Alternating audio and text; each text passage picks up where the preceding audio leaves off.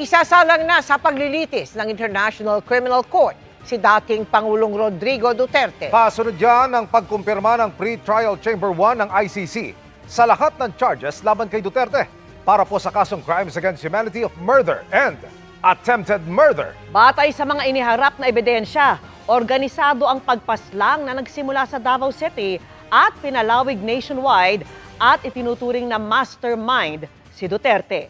Nakatutok live si JP Soriano. JP. At Vicky, Emil at Mel at sa laman nga ng mahigit 50-page na dokumento ang paliwanag ng ICC Chamber kung bakit nila pinayagan na ituloy sa isang full trial ang kaso na kinakaharap ni dating Pangulong Duterte at dahil nga dito tuloy na ang kaso at tuloy na ang trial para sa dating Pangulo. Isang araw matapos sabihin ng Appeals Chamber ng International Criminal Court na may jurisdiction sila kay dating Pangulong Rodrigo Duterte. Today, the judges of Pretrial Chamber 1 of the International Criminal Court unanimously confirmed all the charges against Rodrigo Roa Duterte and committed him to trial before a trial chamber. Kinumpirma ng Pretrial Chamber 1 na may basihan para isa lang sa trial proper si Duterte para sa crimes against humanity of murder and attempted murder na kinakaharap niya. There are substantial grounds to believe that Mr. Duterte is responsible for the crimes against humanity of murder and attempted murder. These crimes were allegedly committed as part of a widespread and systematic attack against the civilian population on the territory of the Republic of the Philippines between the 1st of November 2011 and the 16th of March 2019 in the context of the War on Drugs campaign. Tatlong counts ng crimes against humanity ng murder at attempted murder ang haharapin ng dating presidente. Ang unang count ay nung mayor pa siya ng Davao City mula taong 2013 at June 2016. Mga umano'y pagpatay ito ng grupong Davao Death Squad, isang grupo ng mga pulis at sibilyan na mga kilalang hitman ni Duterte nung mayor pa siya.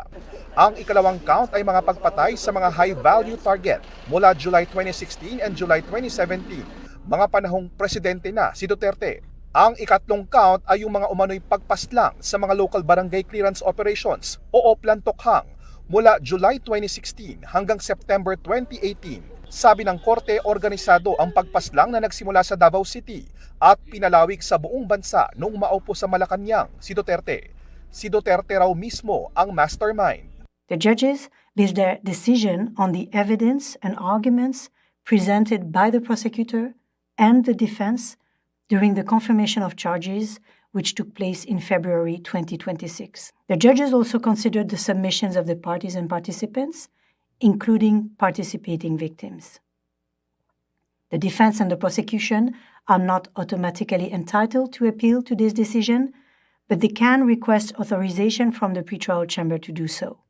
Haharap si Duterte sa paglilitis sa ilalim ng iba't ibang uri ng pananagutan bilang indirect co-perpetrator dahil sa pag-utos, pag-udyo at pagsabwatan sa mga krimen.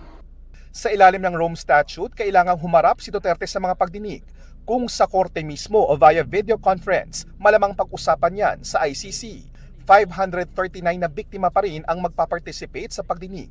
Sina Attorney Joel Butuyat at Gilbert Andres at Paulina Masida ng Court's Office of PBIC Counsel for Victims ang magiging kinatawan nila. The case will be transferred to a trial chamber composed of 3 different judges who will decide on the next steps leading up to the trial. Trials at the ICC are fair and impartial, and the defense will have sufficient time to prepare its case while respecting the rights of victims.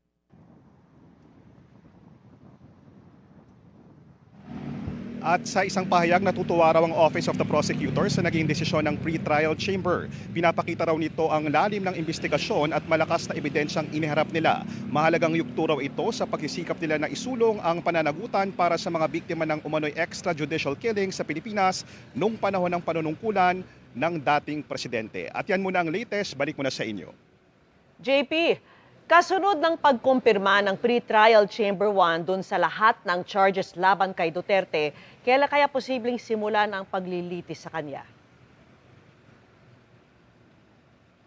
Oo, Vicky, hindi yan nakasaad dun sa mismong desisyon, pero ayon kay ICC Accredited Counsel Gilbert Andres, isa sa mga common legal counsel ng mga biktima o complainant, meron daw preparation stage na pwedeng abutin ng 6 na buwan at pwede ring abutin ng mahigit ng 1.5 taon.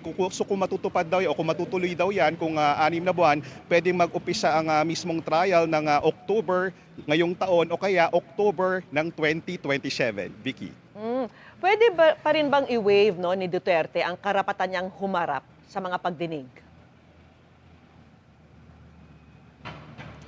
Walang nakasaad na hindi niya pwedeng i-waive yung kanyang pagharap, pero nakasaad dun sa desisyon na talagang gusto ng pre-trial chamber na humarap ang dating Pangulo sa pagdinig na ito. Kailangan daw na humarap siya. Yun yung kanilang eksaktong pag-describe dun sa kanilang desisyon. Pero kung ito ay i-waive ng dating Pangulo, that remains to be seen pa, Vicky.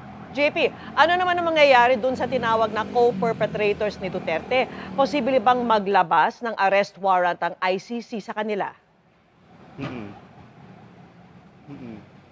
Alam mo, yung nakatuon kasi yung desisyon ngayon ng ICC, Vicky, doon sa pananagutan ng dating Pangulo. In fact, may clarification pa sila na ang desisyong ito na inilabas nila ay sesentro lang mismo sa mga naging nakita nilang pananagutan ng dating Pangulo. Although itong si Attorney Conti, yung isa sa mga legal counsel ng mga biktima, dati nang sinabi na bahala na ang ICC kung sila ay magbibigay o maglalabas ng arrest warrant sa mga umano'y co-perpetrators o kasabwat ng dating Pangulo. Vicky. Alright, maraming salamat sa iyo, JP Soriano.